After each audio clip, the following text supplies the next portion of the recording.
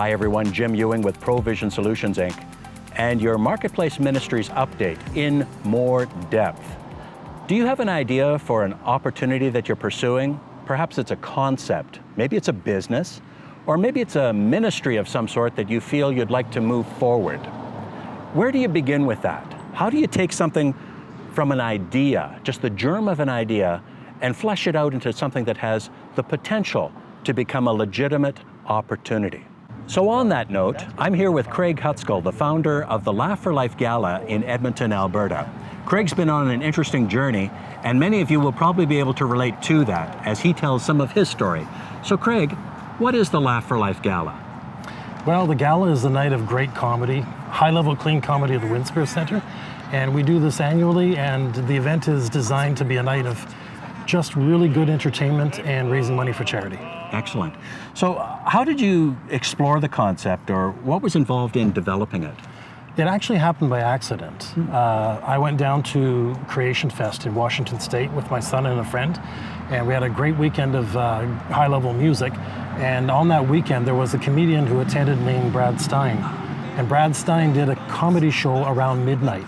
But there were so many people at the event that we had to pull the sides of the curtains up of the tent in order to actually enjoy the experience. That was in July, and then in December of that year, an idea popped into my head to bring him to Edmonton and to invite him here, and he agreed to come. So what did you do to explore the concept, to see what its potential might be? I would hold DVD parties with my friends and not tell them really what we had in mind in terms of an activity for Edmonton. But that evening, we would show them the Brad Stein DVD. Then I'd get their feedback, and usually it was quite positive. And I would ask them, well, what do you think if we brought him to Edmonton to do a show in Edmonton? People were very, very positive. And then I said it's going to take money. And people were willing to open up their checkbooks that night to help get the event going. So the initial seed money from my friends was about $4,000, and that's how it all began. So money is definitely an important thing that needs to be in the picture. What sort of tests or requirements did you set for yourself in exploring this to see if it would pass the test in order for you to continue down that path? Well, one of the big tests was, what was the venue going to be? Was it going to be in a church, or was it going to be in a neutral public setting?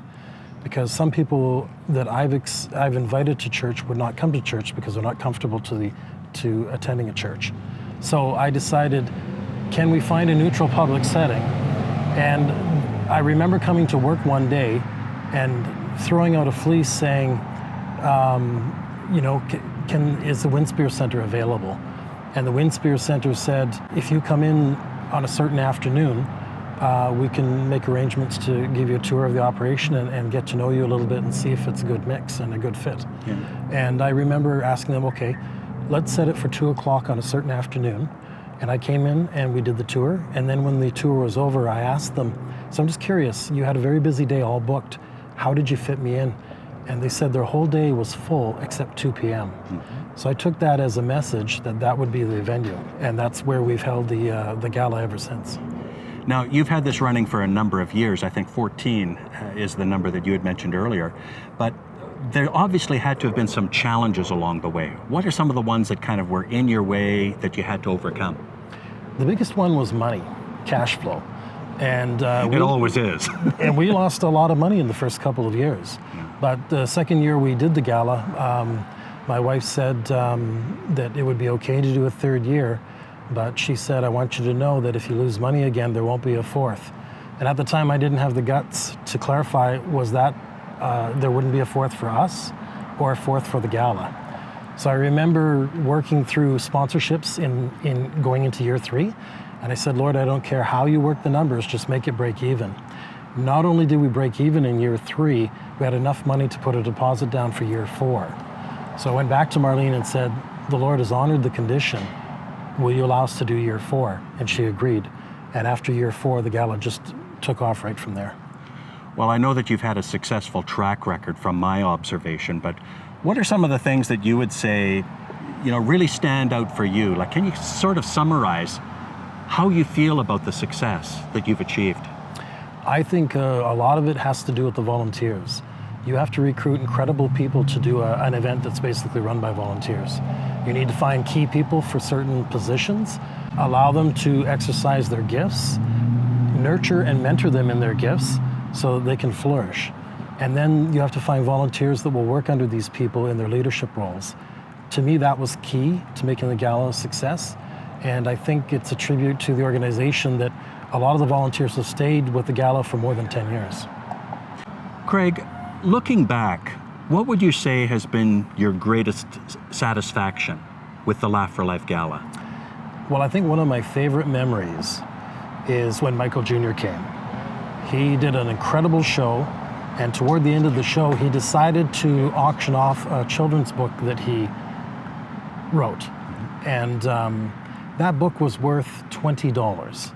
And when he auctioned it off, we raised $4,000 on the spot for this book. But not only that, he said, I think there's other people in the audience who want to buy this $20 children's book for $4,000. Are there any other takers in the audience?